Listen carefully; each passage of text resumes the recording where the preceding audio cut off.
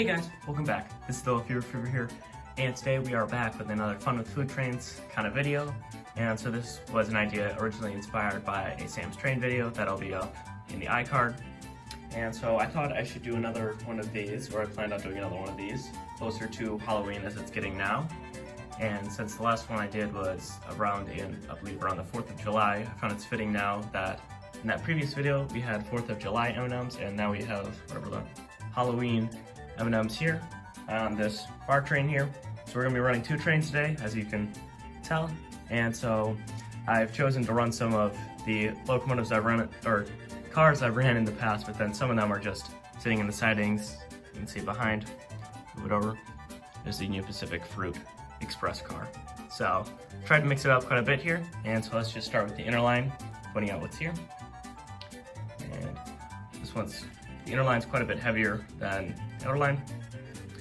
And so there is evaporated or powdered milk, Tootsie Rolls inside of boxcars, dots or like gumdrops, and then Starburst in the stock car. After that there are some apple chips, and then I put on some of the Tyco cars that I had last time, so those are just for various food brands. We have Jolly Ranchers in the Burlington boxcar, and then the trope of having your hazardous chemicals right next to your open air s'mores. So we have graham crackers and marshmallows with chocolate on the inside, so that's why there's not a separate chocolate car. And coming up to the end of this train, we have one of the large Laffy Taffies on a flatbed,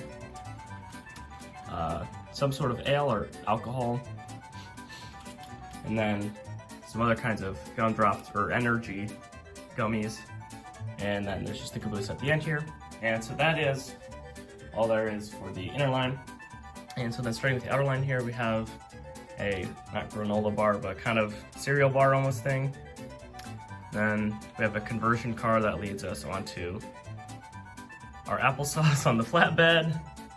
And so after that there are Twizzlers, and then we have some oyster crackers and some Parmesan cheese crumblies to go with the Campbell soup boxcar we have here.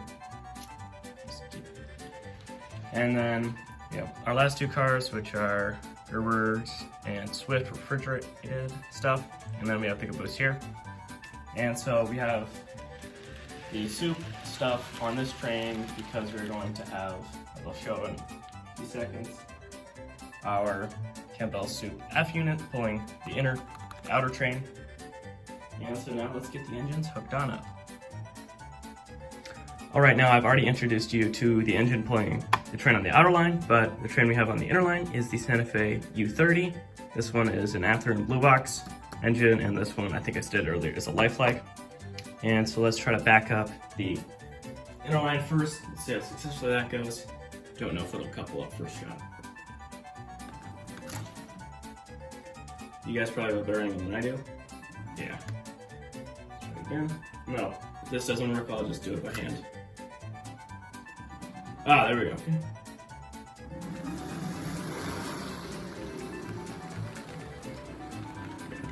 I'll leave it there for now so that we can get the other train hooked up, and then we can both send them on their way. Backing up the Lifelike, and I just noticed that one of the cars directly behind it is off the tracks. So I'll stop and ice it before it happens.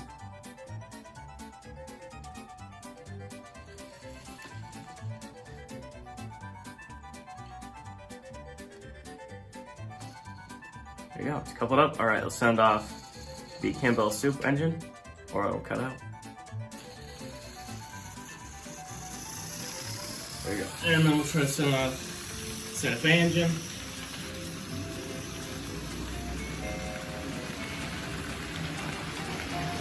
All right, now let's get some shots of these engines running around.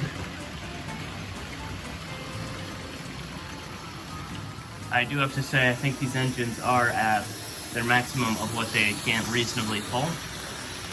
At least until they get, I guess, somewhat warmed up, because what I found with the Lifelike F unit is that it will slowly speed up over time, interestingly. but I think the U30 on the inner line is definitely at its limit of what they can pull. Because considering with all the loads in, these engines are quite a bit heavier. Not the engines, but the trains they pull are.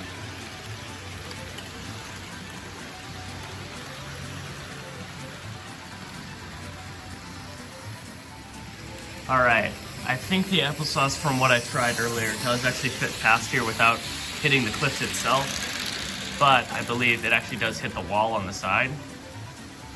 And I'm going to get a shot over on there because I just found something that was very interesting. So I'll let the U-boat pass by here.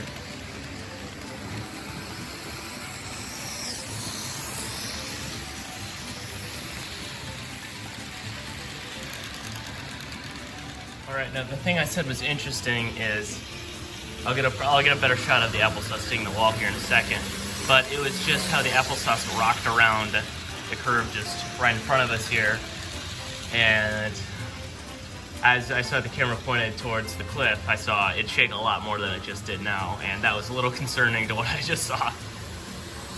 And so we'll let it go by here and then we'll get a different angle.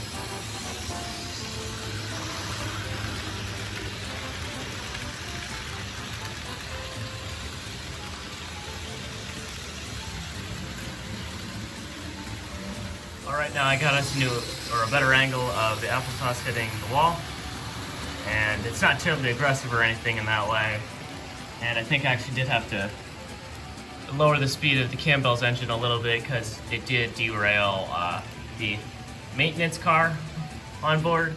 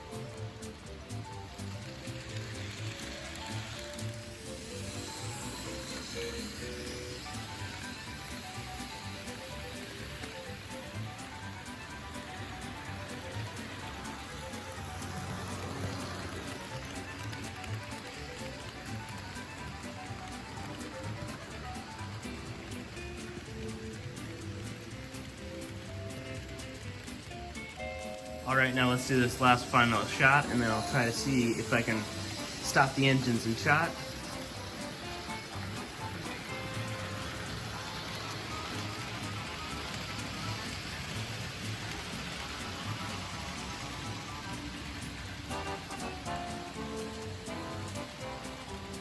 Alright, now let's try to see if we can park the engines in shot here.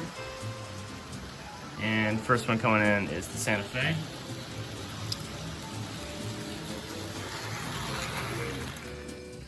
Just a little bit of shot. And there we go. Alright, that just about sums up this Fun with Food Trains video. Just like the last few times, probably, if I were to have to pick a favorite thing that we ran today, it would probably be the s'mores and the hopper and the graham cracker, kind of that consist on the inner line. And that was probably just my favorite, probably because it's a dessert. But that sums this video up. I had a lot of fun making it, just like the other two videos of these, and since it's more Halloween time, I thought you guys would enjoy this as well. And I am rambling, and I'll see you guys next time. Bye-bye!